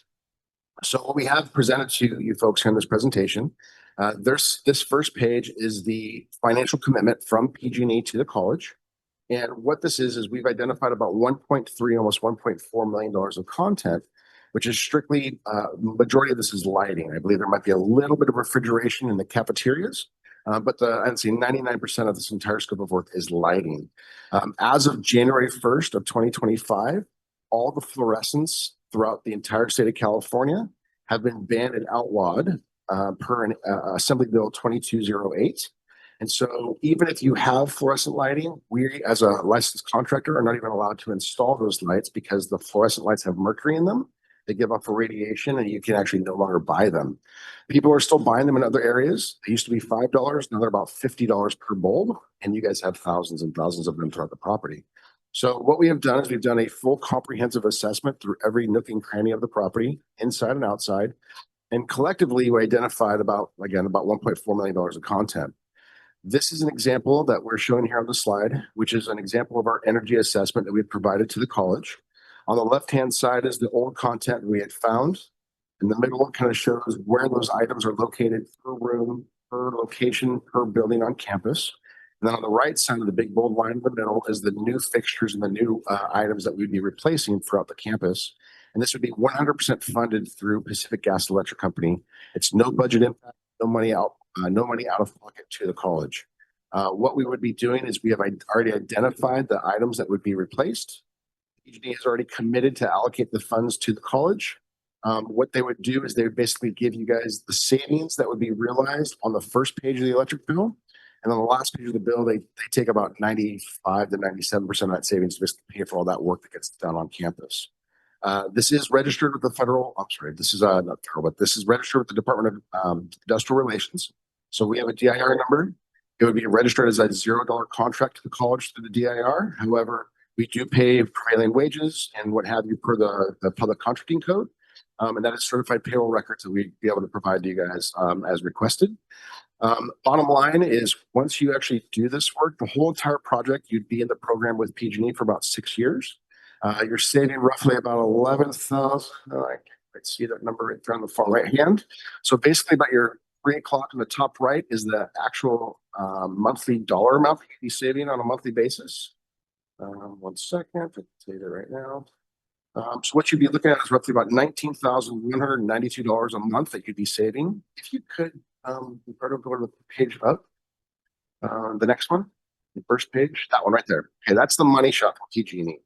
So PG basically goes through and they basically identified one, if you guys want to go right in the middle of that, it says customer average kilowatt hour rate. Now, you guys are paying about $1.11 for every kilowatt hour that you consume from the utility company. And a lot of that has to do with because you guys have the cogen plant that's on site and the solar that's on site. Once you guys actually turn those assets on, your electricity rates from the utility company increase dramatically, even though you're using alternate sources for power. So we have some ideas of how we could possibly help you guys with that solar system once this gets completed. But right now, the $1.11, you guys, is absolutely crazy expensive. So what we're trying to do is one, lower that dollar amount. But right now, PG&E has already budgeted about a 14% rate increase this year over the next 12 months. Between now and 2030, hold on to your hats and glasses, it's like 177% between now and 2030. It's crazy. So what we're trying to do is basically get access to that 10% that you guys are paying into every single month. Use those dollars on the scope of work that we've already identified through the campus. There's no PO needed from you, no invoice that goes to you. You've already completed the application. And this is the financial worksheet that we're showing you that they have committed to give you guys the $1.398 billion on an energy services contract that you see here. So what they do is at the very bottom straight below, you're going to see that it would be in the program for roughly 74 months. Of that time period on the first page of your bill, you're going to save about $19,192 a month. How they break that out on the top, let's call it 1 o'clock. You're going to save about 206,000 kilowatt hours annually. So divide that number by 12, and you'll see that savings on the first page of your bill. On your bill, it says you saved this much this month versus last month, and this much versus this month last year. Those numbers will be dramatically less once the project is completed. On the last page of the bill, they're going to bill back $18,905. So you get a few $100s for joining the program. They use the savings that's generated. There's no cost. There's no interest. It's strictly just between you and PG&E. It does not affect your bonds. It's not UCC filed. It's basically invisible money because the electricity saved is the collateral they use and the reason why they're willing to give you guys money towards this scope of work. So what we do, we're the builder. We get access to the contract from PG&E. We design the contract for PG&E. We install the contract from PG&E. We also service the warranties, right? So you guys have a 12 months labor warranty and up to a 10-year parts. Some of it's 5 years, but 7, and some it's 10, depending upon inside and outside. But you're basically have a full warranted scope of lighting throughout the entire campus. That also has a service plan because if anything that goes wrong, you take a picture of it, you email us, we fix it, right? So our guys come out and fix it. If it's 3 years down the line, labor warranty's over, you still take a picture of it, email us, we send you the materials, we get the factories to give you the materials for free, and then your facilities guy would go and fix it, right? So there's no more as far as lighting goes, and I think there's a handful like the walk-in cooler and the walk-in freezer. For the next 10, roughly, actually you're in here for about 74 months. For the next 74 months, there's nothing you have to worry about because everything has a warranty on it. Everything is upgraded, brand new assets. And I want to say, I believe the majority of everything we touch is a brand new fixture. On some of the architectural stuff, like these decorative fixtures that you have in here, those would be a full replacement. These chandeliers, we're not going to replace your chandelier. We would do a retrofit on those to keep those architectural looks. But in the classrooms, in the hallways, the exterior, the parking lots, all those things that you haven't done, we would be replacing those with brand new fixtures, right? We want to make a like for like to make sure it's architecturally pleasing. It's the same color. It's not like this, oh, one's super bright, the other one's really warm. We would do demos to make sure that you guys understand what you're getting. It matches the original design. It's an app we call apples to apples replacement, okay? So as we go through this, if you want to, or if you would go down a couple slides, not this one, that's the energy savings contract. This right here is a breakdown of the material breakout of how this was put together. So that way you guys can basically follow the key to how much dollars and how do we justify the $1.34 million. As you go down to the next slide, if you could, Ricardo. By doing this, now, once you do the reduction piece, there's a massive movement between the municipal space where there's this EV charging mandate. And you guys did a great job in selling EV chargers. Unfortunately, the company that had been installing them went bankrupt, right? So you have a bunch of assets that aren't working. So we have access to funds after you do the reduction piece that PG&E will also pay to upgrade those EV chargers that you don't have. Well, sorry, you have them, they just don't work, okay? So we can turn those into a profit center for the college. And then there was a handful of working with facilities. There was another handful of chargers they want to add on another part of campus, which this program will pay for that as well. no money out of pocket, no CapEx from the district. It's going to be tied to the same structure as the reduction lighting program. But basically, you're looking at all your lights kind of graded and with the EV infrastructure being installed. No money out of pocket, no budget impact for you guys. Okay. We've been doing this since 2007. This program was a pilot program that San Diego Gas and Electric started, and it was so successful. Edison picked it up in 2010, and then PG&E picked it up late 2010, and they have been rolling this out ever since. We do about 70% of the entire portfolio for PG&E. We've done this with Cuesta College. We actually just finished, well, we're going to finish their South Campus at the end of next week. We finished our North Campus about 3 months ago. Taft College, Redwood Community College District. So the other ones, there's been like probably about a dozen different community colleges that we have worked with, around about 100 different districts, cities, about 2,000 buildings for the state of California have used this program. As you go through, if you get the next slide. This is a breakdown here. What was the EV charging? This kind of just gives you guys kind of an idea of how we came up with the charges for the EV charging piece. Again, this would come as a phase 2 after production piece. You do next slide, Ricardo.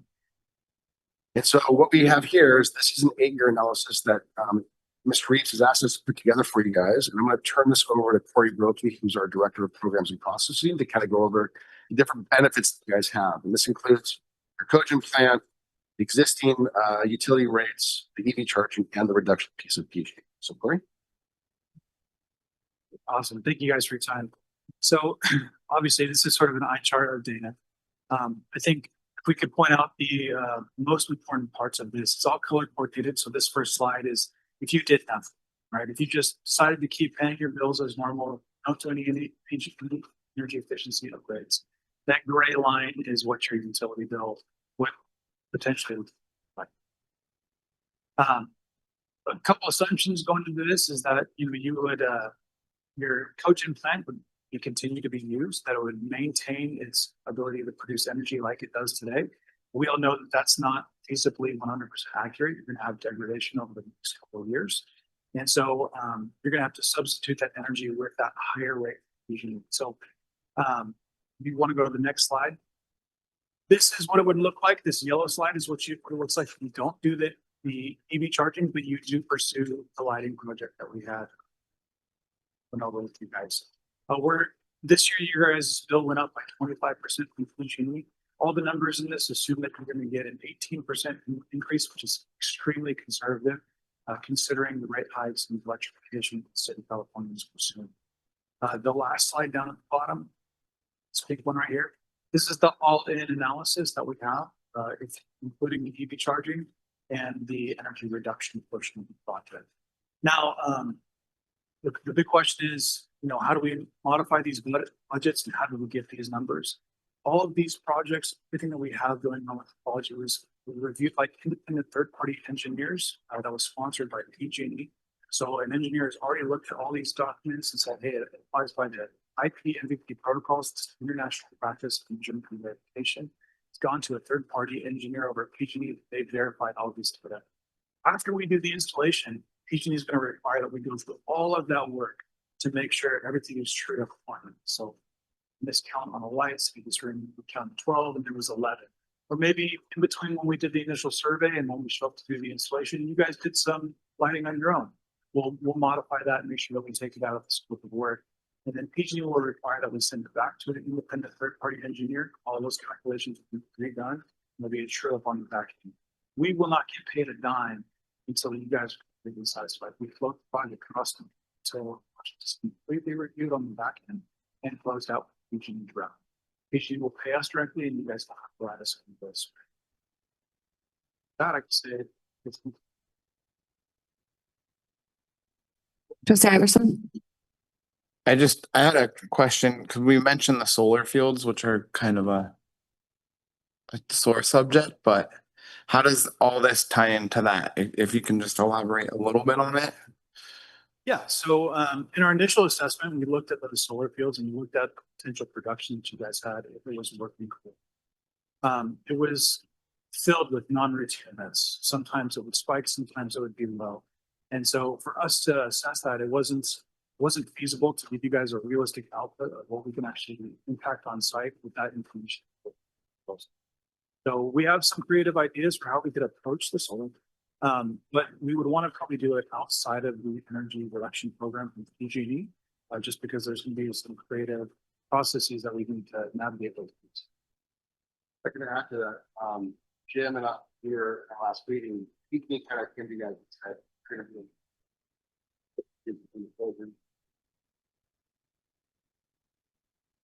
and that's since our last meeting, I have this idea, we already have a fire.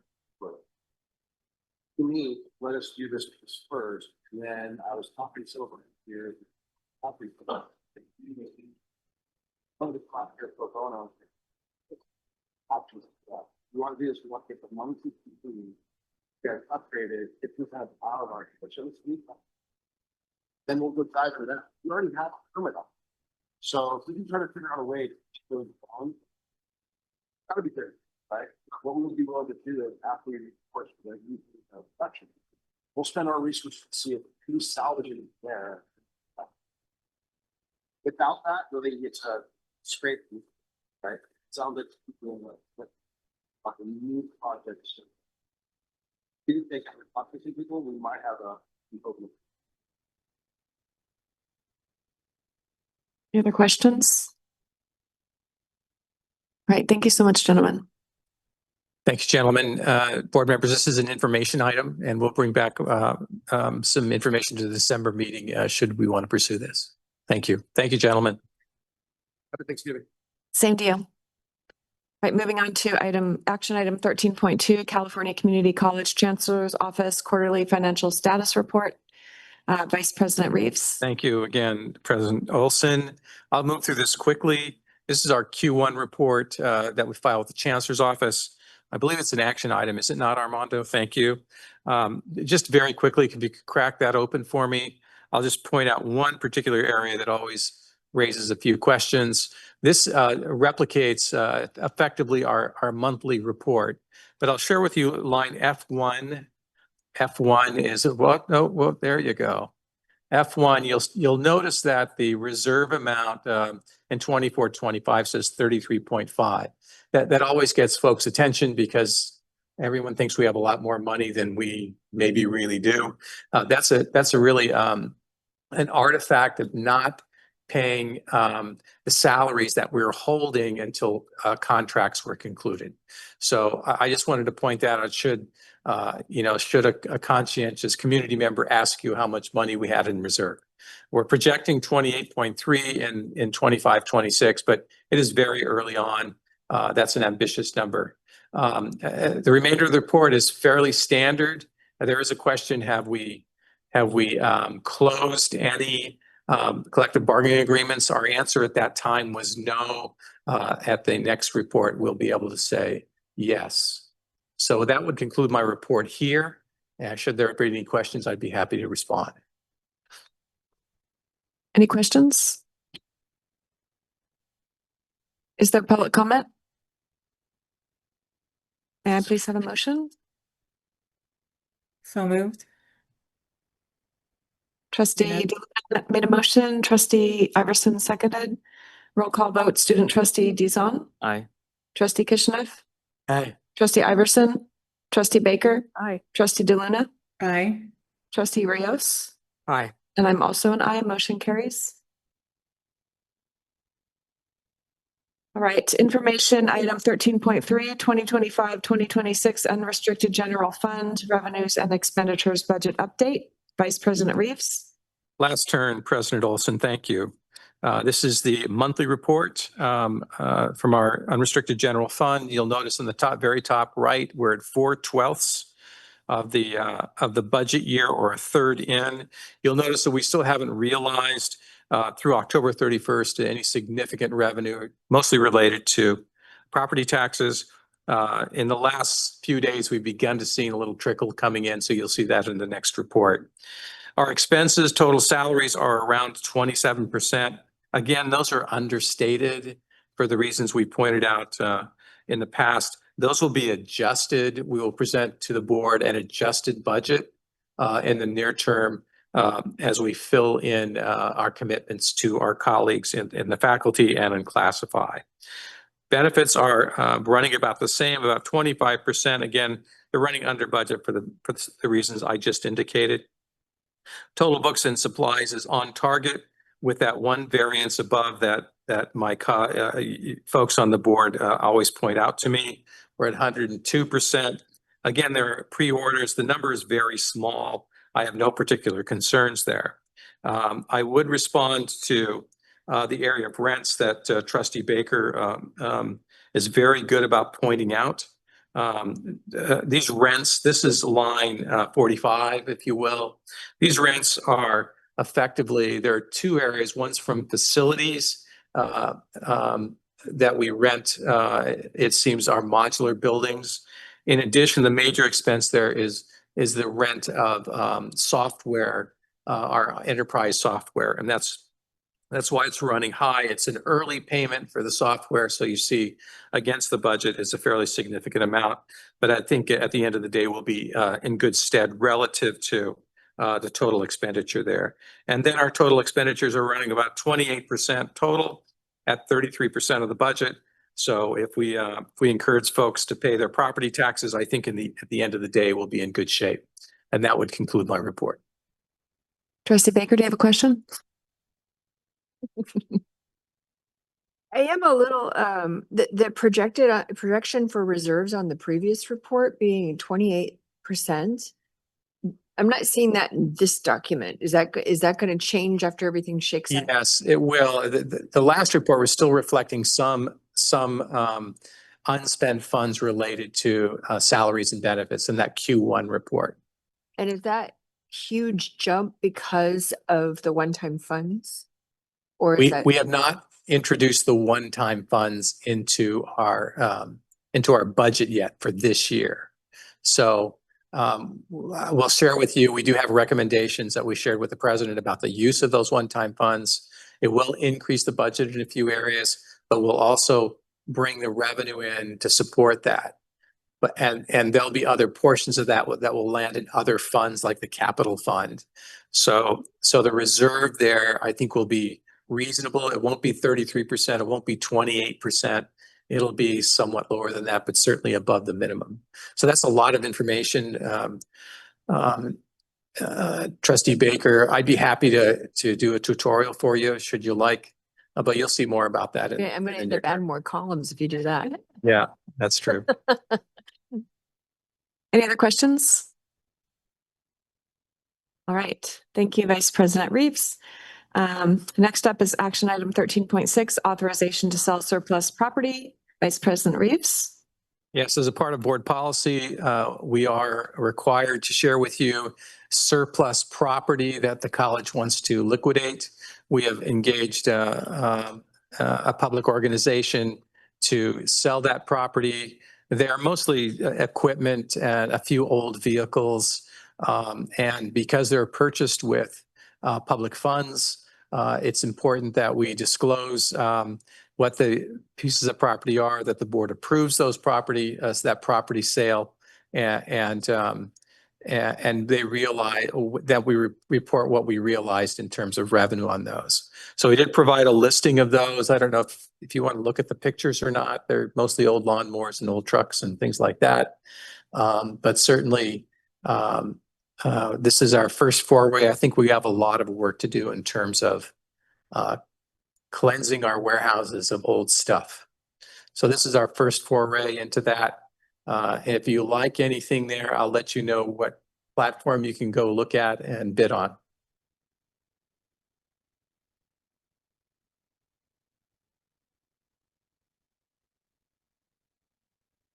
I'd be happy to answer any questions about this. Any questions? Cal doesn't need a police vehicle. Sounds dangerous. This is an action item, President Olson. Thank you. Is there public comment? May I please have a motion? I'll move approval of authorization to sell surplus property. Second. Trustee Baker made the motion. Trustee Rios seconded. Roll call. Student Trustee Dizon. Aye. Trustee Kishinev. Aye. Trustee Iverson. Trustee Baker. Aye. Trustee DeLuna. Aye. Trustee Rios, Aye. and I'm an aye. Motion carries. Thank you.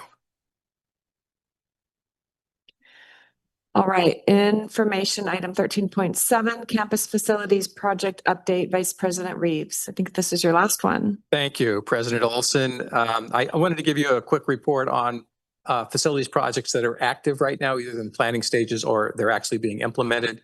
This doesn't speak to every project we're considering, but I wanted to give you an update here. Next slide, please. These are the listing of active projects, the Wine Education Center that we're all well aware of. We have a Student Activity Center project underway. The next up, EOPS office space, a remodel. The basic needs to the 400 building, a remodel, actually a move of location. Campus exterior lighting repairs, different from what you heard tonight, and ash landfill fencing. It's important that we know where the funding sources are. The Wine Education Center, as you well know, is donor and foundation funded. The Student Activity Center has some SEA funding or restricted categorical funding with a commitment of $150K over 3 years. I'll share with you that we're attempting to identify the balance of funds to finish that project. So the $150K, it's in its planning stages today, and we've already made some initial purchases of furniture and fixtures, but we have some minor construction work that we need to fund to finish that project. The next up, EOP office is funded with categorical funds. The campus exterior lighting, the president has agreed to commit a portion of those one-time COVID relief funds to improve our exterior lighting to improve safety. And then the ash landfill, we have a location on campus that is not fenced. This is a portion that's the beginning of the mitigation program with the ash landfill, and that is funded with set-aside funds that we've been planning for a few years. So next slide, please. You've all seen the Wine Education Center. It's a beautiful building, phase 1. It's being very well received. Phase 2 is underway. It has an expected completion that's been moved from January to mid-February, but it's moving along quite nicely. Next slide. This is the Student Activity Center floor plan. You'll notice that the very center has some wind sails. I don't know if you recall that space adjacent to the bookstore and adjacent to the Student Activity Center. It's a pit in configuration, and there's a plan to put wind sails over that to make it more attractive, put tables and chairs there, in addition to improvements in the interior space. Next slide, please. These are some artist renditions of the improvements in the interior space. Next slide. This is the ELPS Next Step program. It was in dire need of a facelift, and so there were some restricted funds available to do that, and that's currently underway as well. Next slide. This is an artist rendition of that EOPS space that provides more student-facing space. Some construction. Next slide, please. This is the Basic Needs Center moving to the 400 building. It's the new gym, or the South Gym, on the upper floor.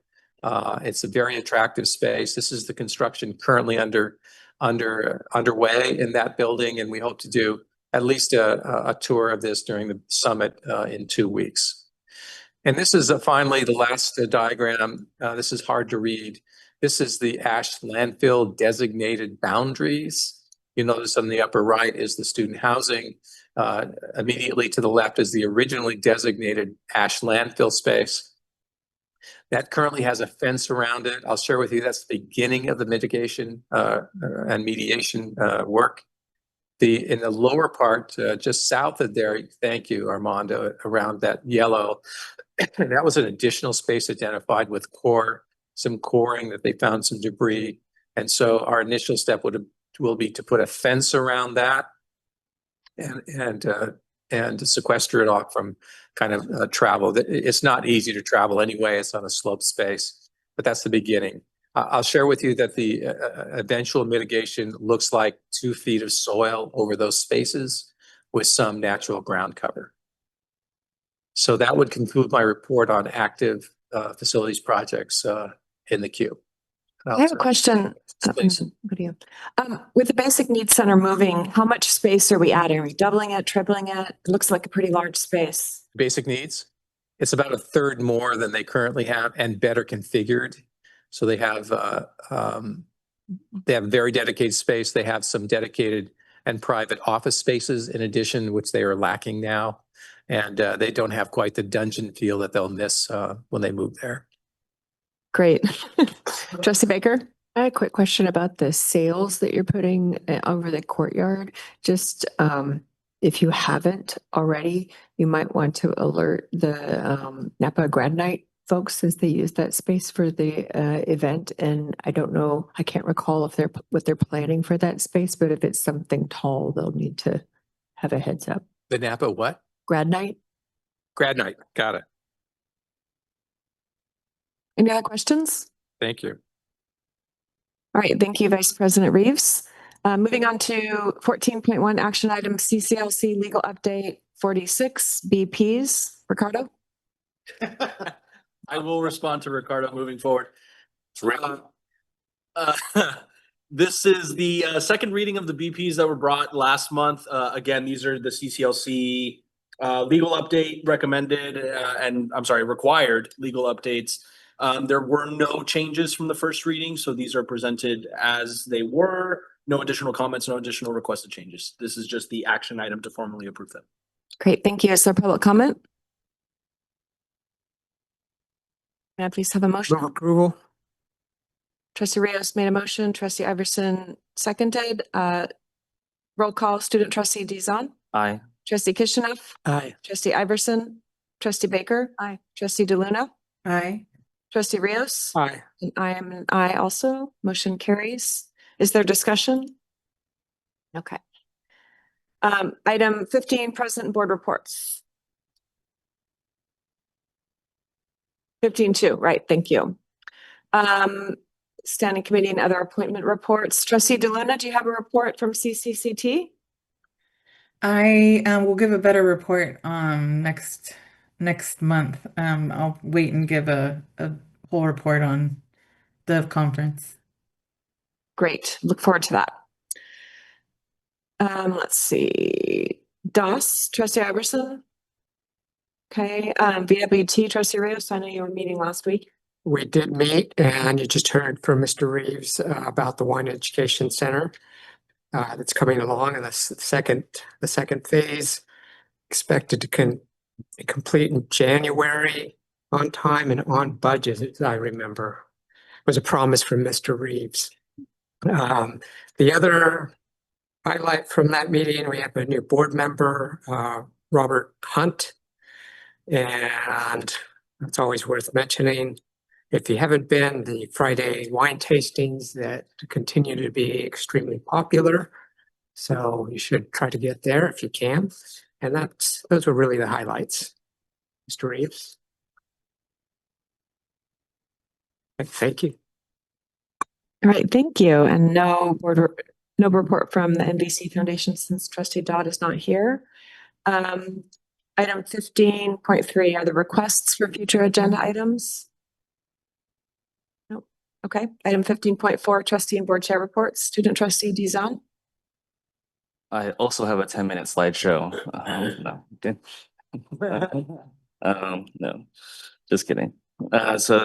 Today's meeting marks 6 out of the 12 monthly meetings that I'm set to be a part of during my term, which also means I've reached my term's halfway point. And so it's surreal how fast this term and this semester has been for me. I've been a part of a lot of different events since our last meeting, and while I can talk on and on about how fun, engaging, and of course tiring doing or planning some of these things have been, I would instead like to use those events to acknowledge the other student leaders that are putting on these events for our community. These student leaders, I believe, are amongst some of the best people representing our campus, and I wanted to bring their names into this space so that their efforts can be seen and heard. Danica Sebastian, Nico Agraviador, Adrian Lagarjian, and Tyrell Cortado from Chi Vegan Club did some incredible work putting on Chi Vegan and Fam in October, as well as an incredibly successful fundraiser that they did with Jollibee, which is a Filipino restaurant in Vallejo that actually got acknowledged by the official Jollibee Instagram page. So they have some really crazy outreach. Betsy Paniagua, ASMBC's events coordinator, did an incredible job planning and spearheading the night for Boo Bash at River Trail Village in October.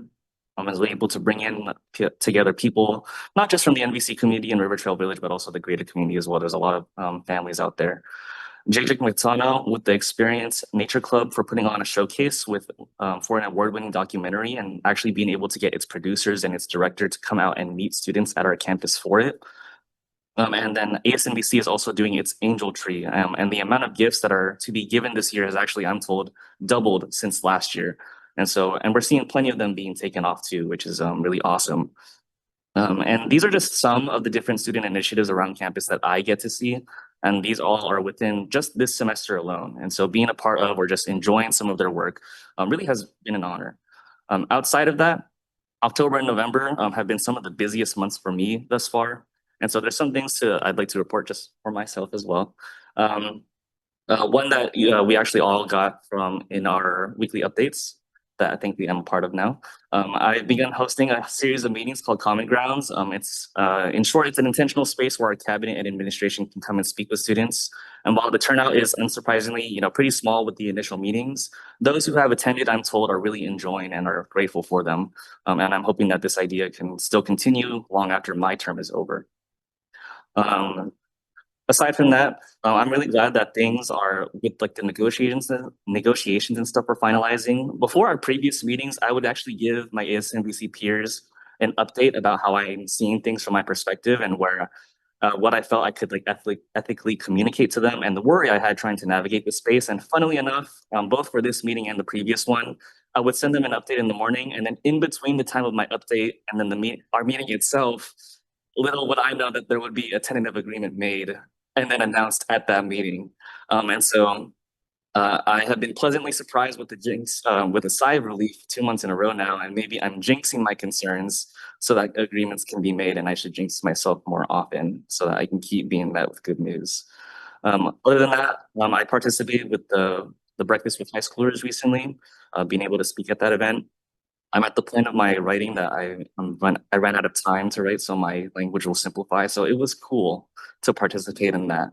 And then on top of that, I'm in the final parts of hopefully finalizing my college application. And so maybe some good vibes to be sent my way as well. And that'll conclude my report. Thank you, Trustee Zone. We're sending you really good vibes. Trustee Baker? I attended the high school breakfast and I will concur. It was cool. You did a very cool job. Just FYI, next month's meeting coincides with the dress rehearsal for Nutcracker. So I don't know exactly when I will arrive, but I will be somewhat in costume. So I will be sure to let you know when to expect me. We look forward get to it. on sale now. And a happy Thanksgiving to everyone. Trustee Kishnev?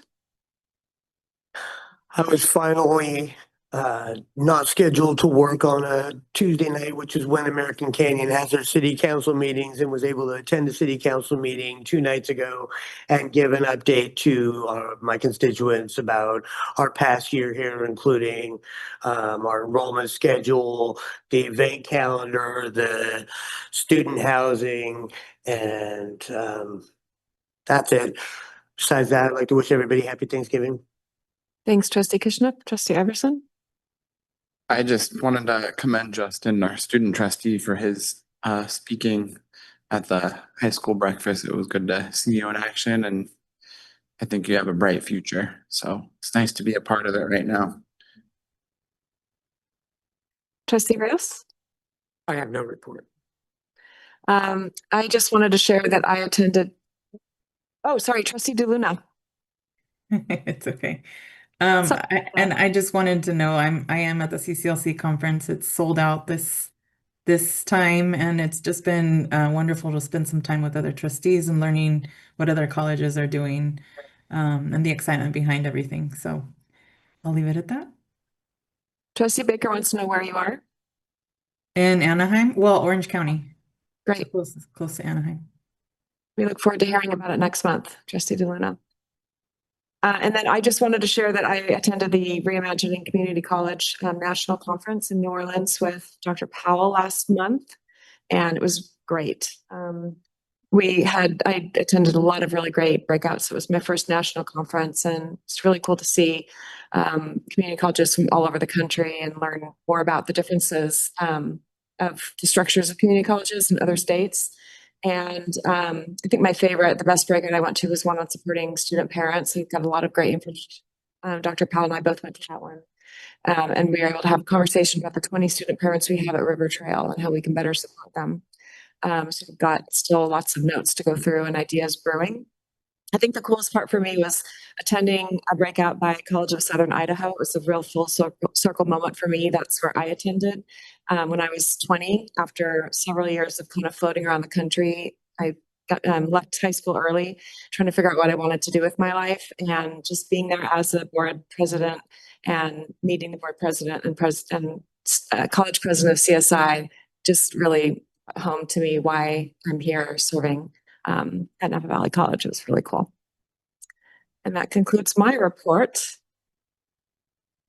The next regular meeting of the Board of Trustees is on December 18th. And with that, this meeting is adjourned at 7:09.